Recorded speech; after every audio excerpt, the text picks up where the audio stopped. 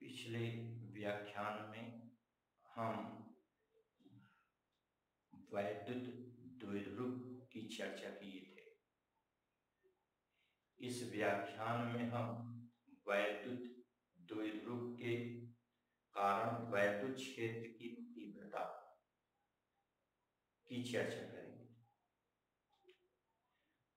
वैद्युत द्विध्रुव के कारण वैद्युत क्षेत्र की तीव्रता 3 विधियों से निकाली जाएगी।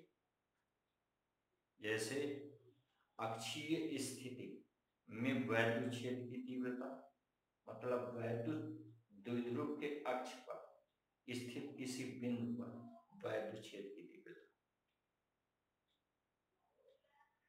दूसरी, निरक्षीय स्थिति में वैद्युत क्षेत्र की तीव्रता। निरक्षीय स्थिति मतलब वैद्युत द्विध्रुव के अक्ष के लंबवत अक्ष पर स्थित बिंदु पर वैद्युत क्षेत्र की तीव्रता है।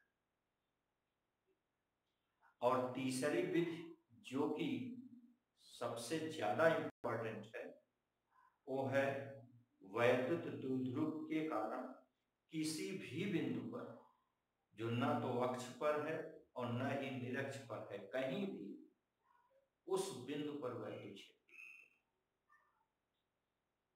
तो सबसे पहले वैद्युत द्विध्रुव के कारण अक्षीय स्थिति में वैद्युत क्षेत्र की तीव्रता की चर्चा हम करेंगे। इसके लिए माना कि वैद्युत द्विध्रुव के मध्य बिंदु से r दूर स्थित बिंदु P पर वैद्युत क्षेत्र की तीव्रता ज्ञात करेंगे।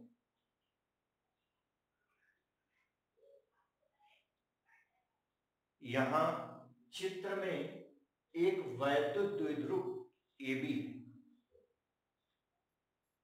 बिंदु A पर -q तथा बिंदु B पर +q आवेश स्थित है। इनके बीच की दूरी 2l है तथा मध्य बिंदु O है। मध्य बिंदु O से r दूरी पर अक्षीय स्थिति में एक बिंदु P है। चित्र से स्पष्ट है कि OA बराबर OB बराबर l। अतः धन आवेश से बिंदु P की दूरी BP बराबर OP माइनस OB। चित्र से ये दूरी BP बराबर OP माइनस OB। OP मतलब R माइनस OP मतलब L। तो धनावेश से बिंदु P की दूरी R माइनस L। इसी प्रकार ऋण Q आवेश से बिंदु P की दूरी AP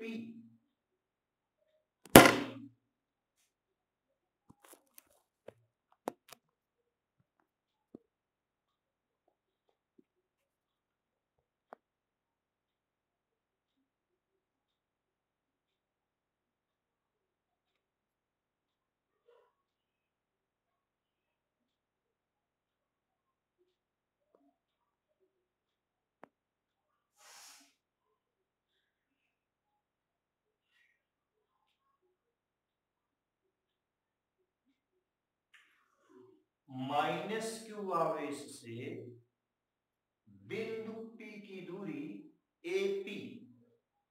इस चित्र से AO धन OP, AO बराबर L धन OP बराबर R। तो इस प्रकार -q आवेश से P की दूरी AP बराबर AO धन OP, या यही बराबर यल धन आर।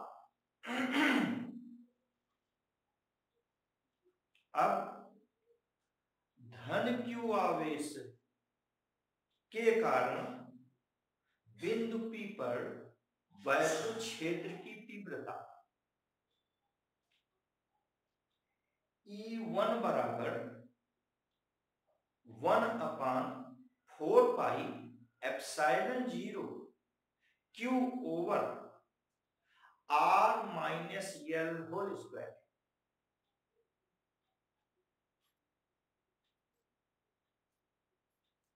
वैद्युत क्षेत्र की तीव्रता इस धन आवेश के कारण धन आवेश से दूर अर्थात BP दिशा में होगी, जिसे हम इस समीकरण 1 से दिखाएं। ठीक इसी प्रकार माइनस Q आवेश के कारण बिंदु P पर वैद्युत क्षेत्र की तीव्रता E2 बराबर 1/4πε0 के Q upon R plus L whole square. Minus Q आवेश के कारण वैद्युत क्षेत्र की तीव्रता ऋण आवेश की ओर होती है, अतः इसकी दिशा PA की ओर होगी, जिसे हम समीकरण 2 से दिखाएं।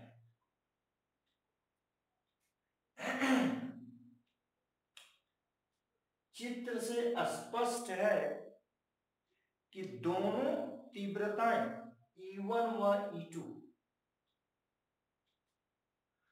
बिंदु P पर विपरीत दिशा में कार्यरत है, अतः अब वैद्युत द्विध्रुव के कारण बिंदु P पर क्षेत्र की तीव्रता E बराबर E1 डिफरेंस E2।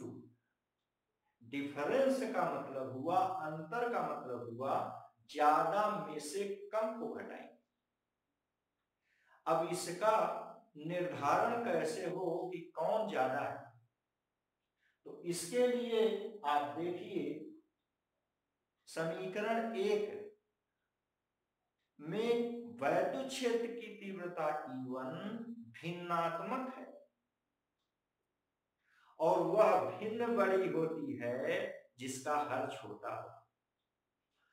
देखने से स्पष्ट है कि यहाँ हर R माइनस L घटाने पर छोटी राशि मिलती है, तो यहाँ हर छोटा है R minus L whole square, इसलिए वैद्युत क्षेत्र की तीव्रता E1 अधिक होगी, अतः परिणामी तीव्रता E बराबर E1 माइनस E2 ज्यादा में से कम को घटा दें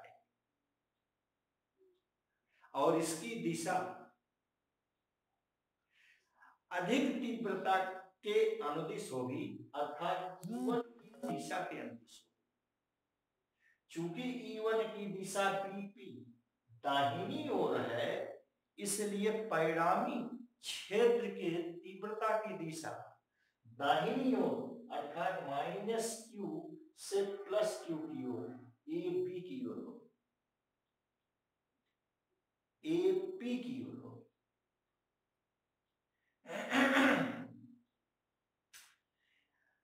यहां E1 और E2 का मान प्रतिस्थापित करने पर E बराबर 1/4πε0 Q upon R minus L whole square minus 1/4πε0 Q upon R plus L whole square. दोनों में देखिए Q अपान 4πε0 के ये कॉमन है, इसे कॉमन ले लिया जाए तो E बराबर Q अपान 4πε0 के common under bracket 1/4 R minus L whole square minus 1 upon R plus L whole square. ये देखिए, अब इसे हल करने पर E बराबर 1 अपान 4 पाई एप्सिलॉन 0 के into Q under bracket R plus L whole square minus R minus L whole square upon R minus L whole square into R plus L whole square. यहाँ R plus L whole square का गुणा 1 में हुआ तो R plus L whole square, R minus L whole square का गुणा -1 में हुआ तो minus R minus L whole square upon R minus L whole square का गुणा R plus L whole square में हो गया। इसे हल करने पर E बराबर Q अपान 4 पाई एप्सिलॉन 0 के under bracket A plus B का होल स्क्वायर सूत्र लगाएंगे तो a square plus B square plus 2ab, उसी प्रकार R square plus L square plus 2r, ये minus under bracket a minus B whole square का सूत्र लगाएंगे a square plus B square minus 2ab means R square plus L square minus 2ra।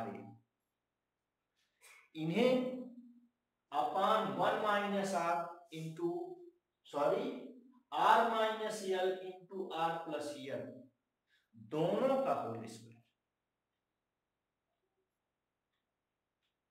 यहां R square minus R square cut गया, L square minus L square cut गया और ये plus 2rl, ये minus में माइनस का गुणा हुआ प्लस 2rl, दोनों जुड़कर 4rl हो गया। और नीचे a माइनस बी में a प्लस बी का गुणा किए तो सूत्र वर्गांतर सूत्र से a square minus B square, तो r minus L into R plus L गुणा करने पर आर स्क्वायर माइनस यल स्क्वायर। तो ये हल करने पर आया E, यल का मतलब हुआ इन लॉन्गिट्यूडिनल केस, यहां लिखा गया है अनुदैर्ध्य स्थित, अनुदैर्ध्य स्थित मींस लॉन्गिट्यूडिनल पोजीशन, उसके लिए हमने सफिक्स यल का प्रयोग किया है। हर जगह देखिए यल लिख दिए हैं अपनी समझ के लिए, आप चाहें तो ई लिखें चाहे ईल लिखें, दोनों सही।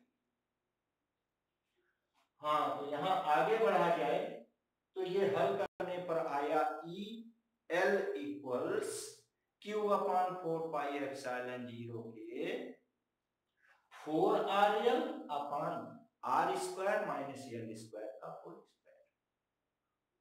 अब चूंकि हम जानते हैं 2ql बराबर द्विध्रुव आघूर्ण p, इसको पिछले व्याख्यान में पढ़ा गया था, वैद्युत द्विध्रुव आघूर्ण P बराबर 2ql, ये यहां देखिए 2ql बराबर P, और ये द्विध्रुव के कंस्ट्रक्शन में द्विध्रुव कैसे बना है, इसके अनुसार द्विध्रुव के दोनों आवेशों के बीच की दूरी 2l बहुत छोटी है, तो l और भी छोटी हो, तो l बहुत छोटी है r से, l much less than r, ये देखिए, तो छोटी राशियों का स्क्वायर q पावर 4 पावर 5 और भी छोटा होता जाता है, तो इस प्रकार l square much much less than r square. r square समुद्र है, l स्क्वायर एक छोटी बूंद है, समुद्र में से बूंद माइनस कर दीजिए कोई फर्क नहीं पड़ेगा, वो समुद्र ही रहेगा। उसी प्रकार R square minus L square रफली इक्वल होगा, लगभग बराबर होगा आर स्क्वायर। यह सभी मान रखने पर अनुदैर्ध्य स्थिति में वैद्युत क्षेत्र की तीव्रता E बराबर 1/4πε0 और यहां से 2qL की जगह लिखे P, यहाँ 4 था 2 × 2 तो 2 तो ले लिए थे, 2 बचा तो 2p × r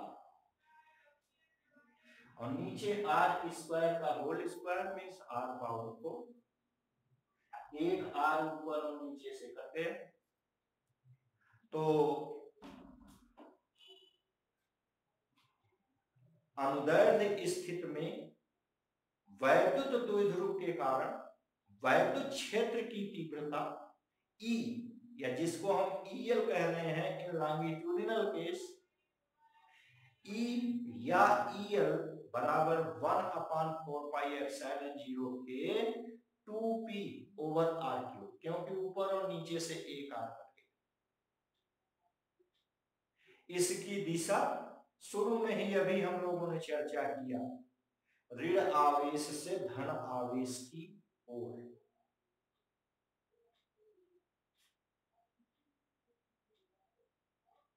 इस प्रकार अक्षीय स्थिति में वैद्युत द्विध्रुव के कारण वैद्युत क्षेत्र की तीव्रता का व्यंजक E बराबर 1/4πε0 के 2p/r3 आता है। दिशा ऋण आवेश से धन आवेश की ओर, यह आपको याद रखना है, बहुत ही इंपॉर्टेंट है, बोर्ड के लिए यह सिद्ध करने पड़ता है। चलिए अब दूसरी स्थिति पढ़ते हैं। निरक्षीय स्थिति में अथवा अनुप्रस्थ स्थिति में वैद्युत द्विध्रुव के कारण वैद्युत क्षेत्र की तीव्रता, ये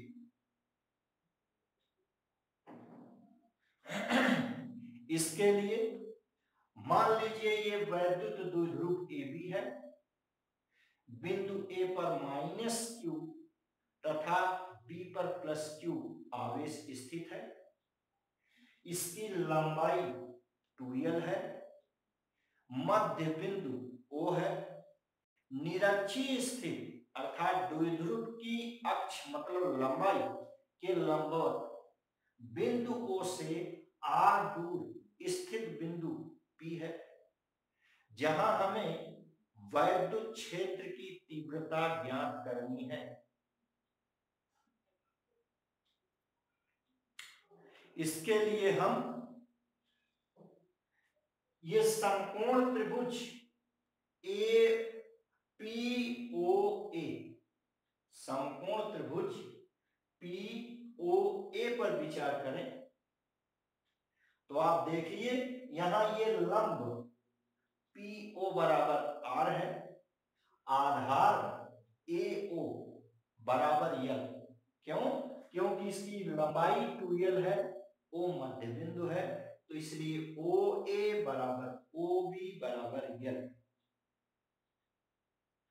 तो ये पाइथागोरस प्रमेय से कर्ण AP का वर्ग बराबर लंब PO का वर्ग धन आधार OA का वर्ग या AO का वर्ग।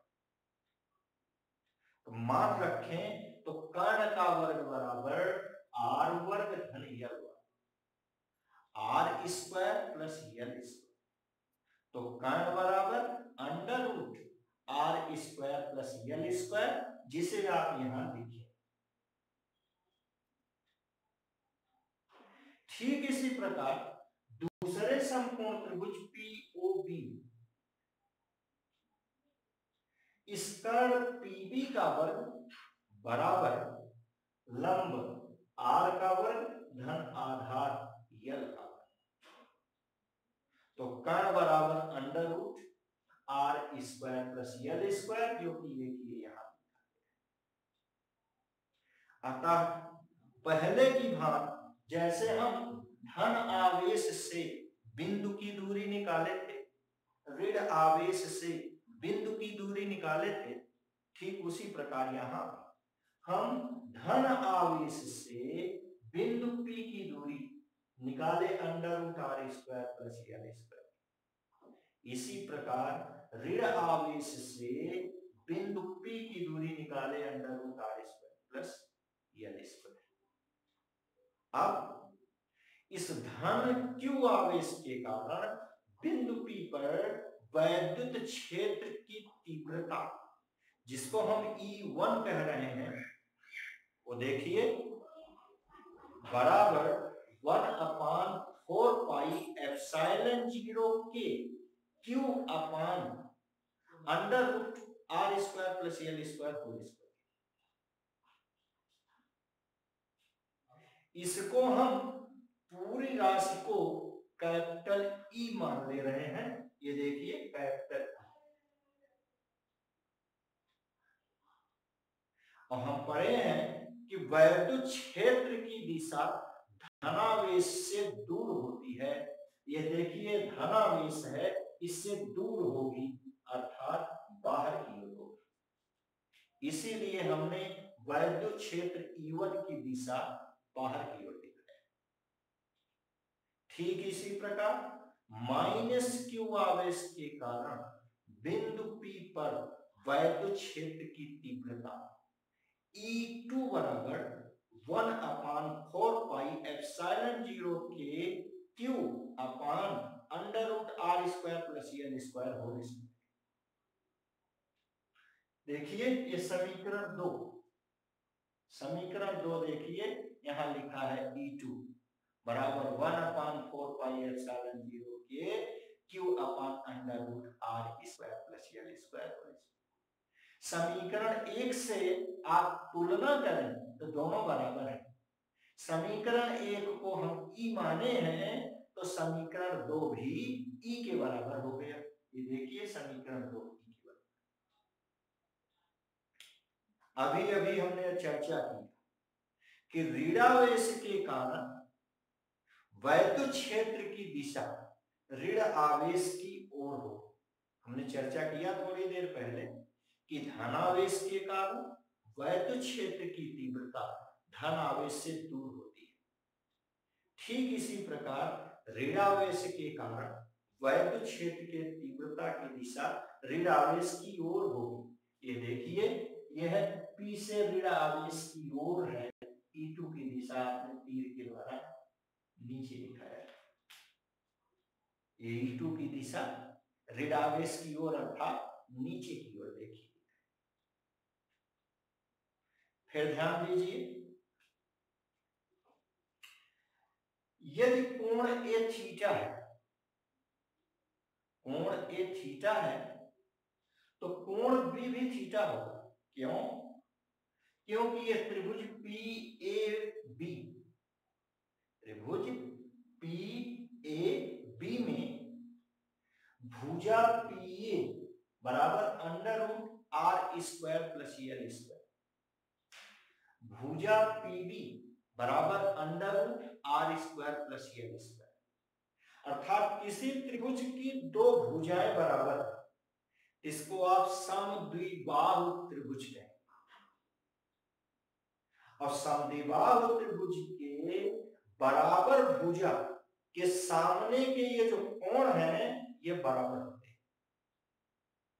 समबाहु त्रिभुज समद्विबाहु त्रिभुज के बराबर भुजा के सामने के कोण बराबर होते हैं। ये समद्विबाहु त्रिभुज है। समद्विबाहु त्रिभुज के इस सामने वाली बराबर भुजा के सामने का कोण थीटा, इस बराबर भुजा के सामने का कोण थीटा। इसीलिए कोण PAO या PAB बराबर थीटा बराबर कोण PBA बराबर थीटा। फिर ध्यान दें, यदि दो समांतर रेखाओं को एक तिर्यक रेखा काटती है, दो समांतर रेखाओं को एक तिर्यक रेखा काटती है तो इनके बीच बने संगत कोण करस्पॉन्डिंग एंगल बराबर होते हैं। यहां ध्यान दीजिए, ये दो समांतर रेखाएं हैं। देखिए ये दो समांतर रेखाएं हैं। इनको ये तिर्यक रेखा काट रही है। तो तिर्यक रेखा और अपने इस आधार रेखा के ऊपर कोण है, तिर्यक रेखा आधार के ऊपर कोण है, इसलिए ये ऊपर वाला कोण ये दोनों थीटा बराबर होगा संगत कोण। ठीक इसी प्रकार आप देख रहे हैं कि वैद्युत क्षेत्र की तीव्रता E1 बराबर E, वैद्युत क्षेत्र की तीव्रता E2 बराबर E, ये दो तीव्रताएं बराबर है। बलों का समांतर चतुर्भुज नियम हम बहुत बार पढ़े हैं और ये बहुत ही इंपॉर्टेंट है। अब एक आध दिन में हम जब इनके न्यूमेरिकल्स करेंगे, आंतरिक प्रश्न करेंगे, तो इस नियम का बहुत उपयोग करेंगे। तो बलों के समांतर चतुर्भुज नियम को हम एक बार फिर से दोहराते हैं। यदि हम दो बलों F1 व F2 को समांतर चतुर्भुज की दो संलग्न भुजा, एक भुजा ये हो गई और एक भुजा ये हो गई, ये दोनों साथ साथ लगी हैं, जुड़ी हैं, मिली हैं, इसलिए हम इन्हें संलग्न भुजा कहते हैं, एडजेसेंट साइड कहते हैं। तो यदि किसी समांतर चतुर्भुज की दो संलग्न भुजाओं द्वारा दो बल F1 व F2 परिमाण व दिशा दोनों में निरूपित हो, जैसे F1 इसकी लंबाई F1 का परिमाण बताएगी और दिशा, इसकी दिशा F1 की दिशा बता दे, या आप इसको F1 कहें, इसकी लंबाई समांतर चतुर्भुज के आधार की लंबाई बल F1 के परिमाण को तथा इसकी दिशा बल F1 की दिशा को निरूपित करे। ठीक इसी प्रकार ये दूसरी संलग्न भुजा की लंबाई बल F2 के परिमाण को तथा इसकी दिशा F2 की दिशा को निरूपित करे। फिर समझिए, यदि दो बल F1 व F2 किसी समांतर चतुर्भुज की दो संलग्न भुजाओं, इसके और इसके दो संलग्न भुजाओं द्वारा परिमाण व दिशा में निरूपित हो, तो इन दोनों बलों F1 व F2 का परिणामी बल अर्थात रिजल्टेंट या रिजल्टेंट फोर्स F समांतर चतुर्भुज के उस विकर्ण से निरूपित होता है। समांतर चतुर्भुज में दो विकर्ण हो गए, आप देखिए समांतर चतुर्भुज जानते हैं, एक विकर्ण इस कोने का, एक विकर्ण इस कोने का, तो समांतर चतुर्भुज के दो विकर्ण हुए। जैसे ये है अपना बोर्ड है, यद्यपि ये भी समांतर चतुर्भुज मान लीजिए थोड़ी देर के लिए, इस कोने को इस कोने से मिलाइए, ये विकर्ण हो गए, इस कोने को इस कोने से मिलाइए, दूसरा विकर्ण हो गया। तो हम उस विकर्ण को लेंगे जो इन दोनों भुजाओं के मिलान बिंदु से होकर जाए। तो फिर से एक बार सुनिए, बलों के समांतर चतुर्भुज के नियमानुसार यदि हम दो बलों F1 व F2 को किसी समांतर चतुर्भुज की दो संलग्न भुजाओं द्वारा परिमाण व दिशा में निरूपित करें, तो इनका परिणामी चतुर्भुज के उस विकर्ण से निरूपित होगा जो इनके कटान बिंदु से होकर जाए। जैसे आप यहां देखिए, एक बल मतलब सदिश राशि वेक्टर, तो जैसे बल वेक्टर है वैसे वैद्युत क्षेत्र की तीव्रता भी वेक्टर है। तो वैद्युत क्षेत्र की तीव्रता ये देखिए E1, वैद्युत क्षेत्र की तीव्रता ये देखिए E2। यह दोनों समांतर चतुर्भुज की ये संलग्न भुजाओं द्वारा निरूपित है, परिमाण व दिशा में निरूपित है। तो आप इस चतुर्भुज को पूरा किए। चतुर्भुज को पूरा करने पर इसका आपने विकर्ण खींचा, तो उस विकर्ण को आप लेंगे, उस विकर्ण से परिणामी निरूपित होगा जो इन दोनों के मिलान बिंदु अर्थात P से होकर जाए। तो इस प्रकार आप देखिए यह जो दिशा है वह वैद्युत क्षेत्र, परिणामी वैद्युत क्षेत्र E की दिशा हो। तो यदि हम दो वेक्टर, दो सदिश, जैसे ये सदिश है E1 और E2 को समांतर चतुर्भुज की दो संलग्न भुजाओं द्वारा निरूपित करें, तो इन दोनों वेक्टर E1 और E2 का परिणामी चतुर्भुज के उस विकर्ण से निरूपित होगा जो विकर्ण इनके कटान बिंदु अर्थात P से होगा। फिर ध्यान दीजिए, यदि दोनों बल बराबर हैं तो परिणामी इन दोनों बलों के बीच के कोण को समद्विभाजित करता हुआ जाता है। यदि दो बल बराबर हों तो इनका परिणामी बलों के बीच के कोण का समविभाजक होता है। इसका अर्थ यह होगा कि जितना बड़ा कोण थीटा है ऊपर, उतना ही बड़ा कोण थीटा होगा नीचे। तो दोनों बलों के बीच, दोनों सदिशों के बीच E1 व E2 के बीच का कोण अब हो जाएगा थीटा और थीटा मिलकर 2 थीटा।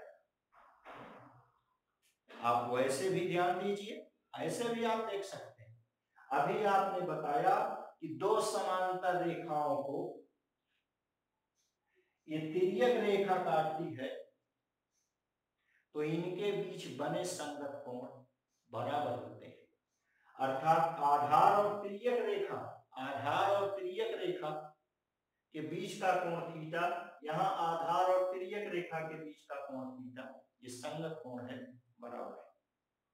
ठीक उसी प्रकार यहाँ देखिए, जब दो समांतर रेखाओं को तिर्यक रेखा काटती है तो एकांतर कोण, अल्टरनेट एंगल भी बराबर होते हैं। जैसे यहां देखिए ये समांतर रेखा है, इसको ये तिर्यक रेखा काट रही है, तो यह कोण और यह कोण यहां हम अलग से आपको बनाकर दिखाएं। आप देखिए यहां ये समांतर रेखा है, इसको ये तिर्यक रेखा काट रही है,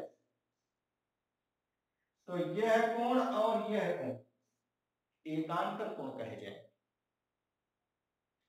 ठीक उसी प्रकार देखिए समांतर रेखा है, इनको ये तिर्यक रेखा काट रही है, तो यह कोण और यह कोण एकांतर कोण होंगे, आपस में बराबर। और जब यह कोण थीटा है तो यह भी थीटा है। तो आपने देखा कि आपने दो प्रकार से इन कोणों के बारे में बताया। यह ऊपर वाला थीटा क्यों बराबर है? क्योंकि दो समांतर रेखाओं को तिर्यक रेखा काट रही है और यहाँ ये संगत कोण बन रहा है। ये भी आधार के ऊपर है, ये भी आधार के ऊपर है, इसलिए संगत कोण है, बराबर। और यहाँ देखिए ये जो समांतर रेखाएं हैं इनको तिर्यक रेखा काट रही है। यहाँ ये कोण है और यहाँ ये तिरछा कोण है, तिरछा कोण, जिसको आप एकांतर कोण कहते हैं, अल्टरनेट एंगल कहते हैं। जब ये थीटा है तो ये थीटा हो गया, ये बराबर। एक तो संगत कोण और एकांतर कोण के आधार पर आपने बताया। दूसरी हमने आइडिया बताया कि यदि समांतर चतुर्भुज की दोनों संलग्न भुजाओं पर सदिश के परिमाण बराबर हैं, बराबर परिमाण के सदिश हैं, तो इनका परिणामी इनके बीच का कोणार्धक होता है। तो जब दोनों कोण थीटा थीटा है तो इनके बीच का कोण जाहिर सी बात है 2 थीटा होना चाहिए। क्यों? क्योंकि तभी इसका आधा कारक होगा, 2 थीटा का आधा, थीटा ऊपर थीटा नीचे। तो जिस भी स्थिति से दो विधियां हैं, दोनों में से जो विधि आपको समझ में आ गई हो उसी को आप एडॉप्ट कर लीजिए। तो हम और आगे बढ़ते हैं। बलों के समांतर चतुर्भुज नियम के अनुसार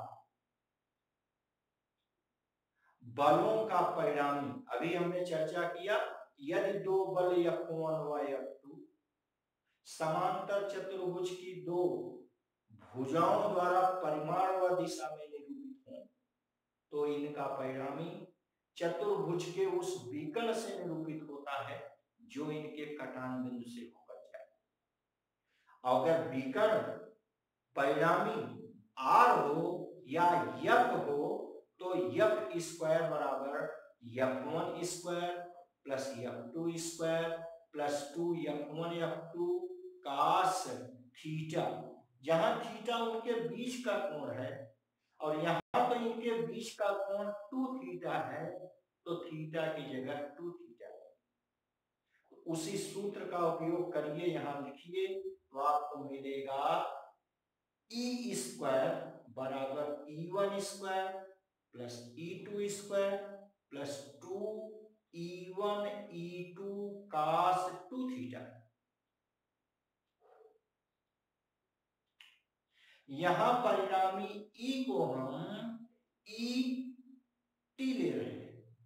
जैसे अक्षीय स्थिति में परिणामी को हम EL लिए थे, electric field intensity for longitudinal case, माने अनुदैर्ध्य स्थिति में लॉन्गिट्यूडिनल पोजीशन, वैसे यहां हम electric field intensity for transverse position ET लेंगे।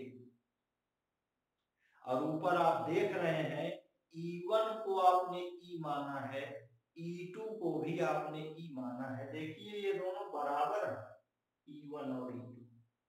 समीकरण 1 समीकरण 2 ये दोनों बराबर हैं।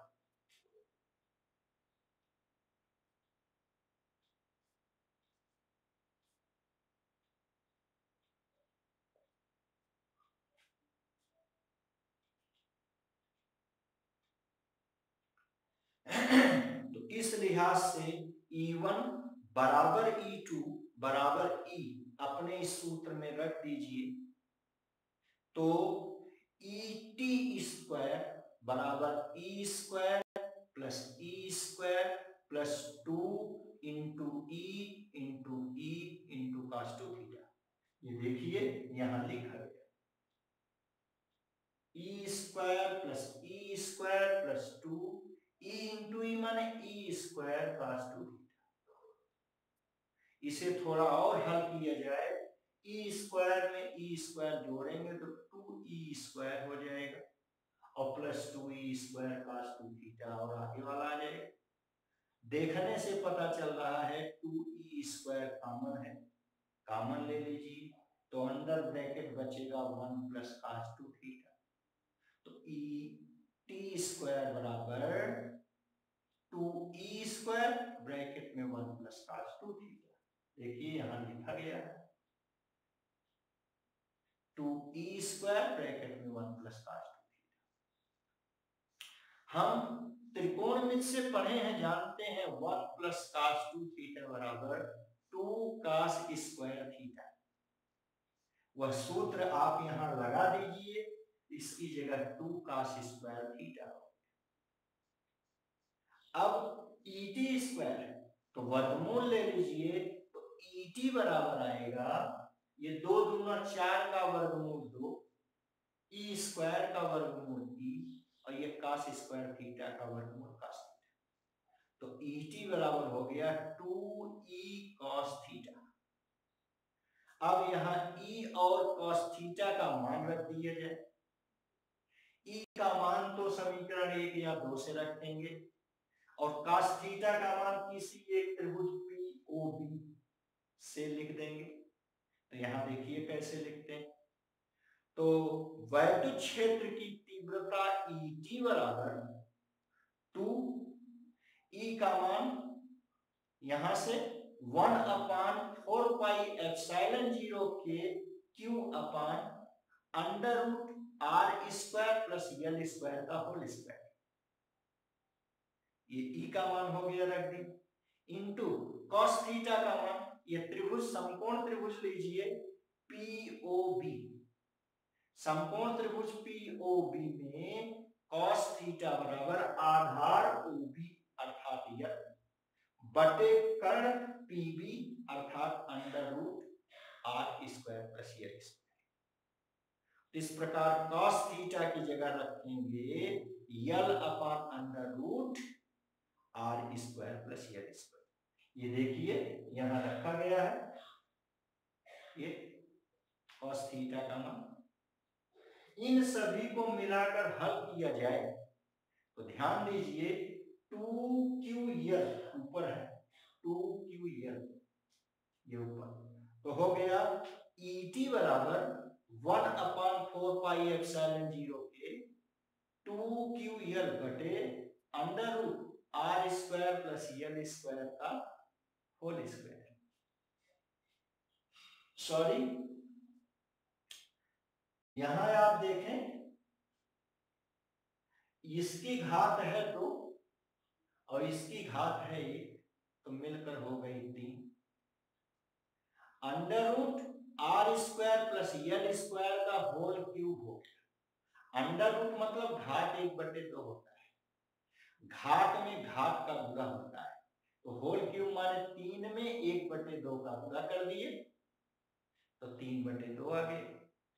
तो ET बराबर हुआ 1/4πε0 2QL अपान R² plus L² whole power 3/2। अब हम पहले की भांति हम पढ़े थे 2QL बराबर P, वैद्युत द्विध्रुव आघूर्ण। ये देखिए 2QL बराबर P। ठीक इसी प्रकार द्विध्रुव के कंस्ट्रक्शन में, द्विध्रुव की बनावट में देखिए, द्विध्रुव की लंबाई द्विध्रुव के दोनों आवेशों के बीच की दूरी 2L बहुत छोटी होती है, तो L और भी छोटी हो, तो L much less than R, तो छोटी राशियों का स्क्वायर Q पावर 4 और भी छोटा होता है, तो L² much much less than R²। तो यह L², यह बूंद है, बहुत छोटा है R² से समुद्र से, तो R² प्लस L² की जगह हम लगभग R² लिखेंगे। समुद्र में बूंद को जोड़ दीजिए, समुद्र ही होगा, R² ही होगा। इस प्रकार R² प्लस L² रफली इक्वल्स R²। रफली इक्वल्स मतलब लगभग बराबर। ये सम्मान रख दिया जाए तो ET बराबर 1/4πε0 के P अपान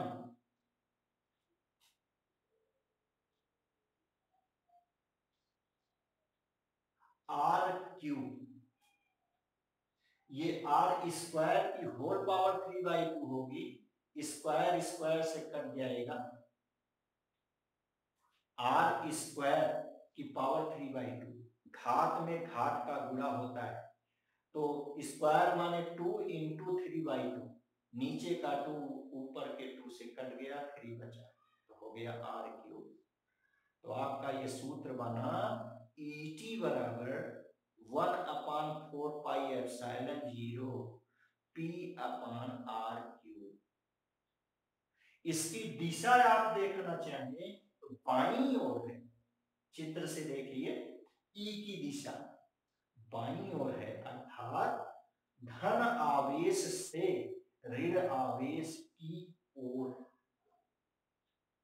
मतलब BA दिशा इधर है, BA दिशा, या यूं कहिए धन आवेश से ऋण आवेश की ओर।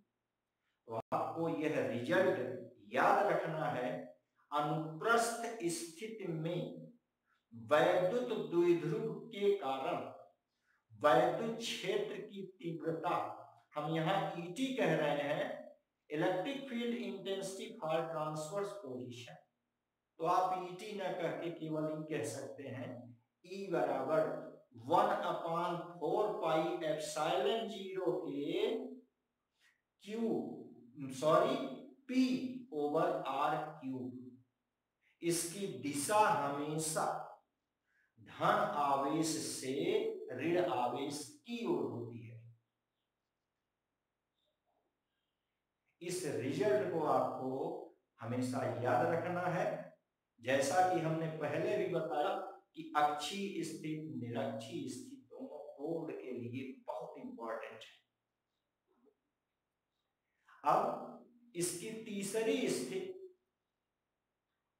की चर्चा हम अगले व्याख्यान में करेंगे। धन्यवाद।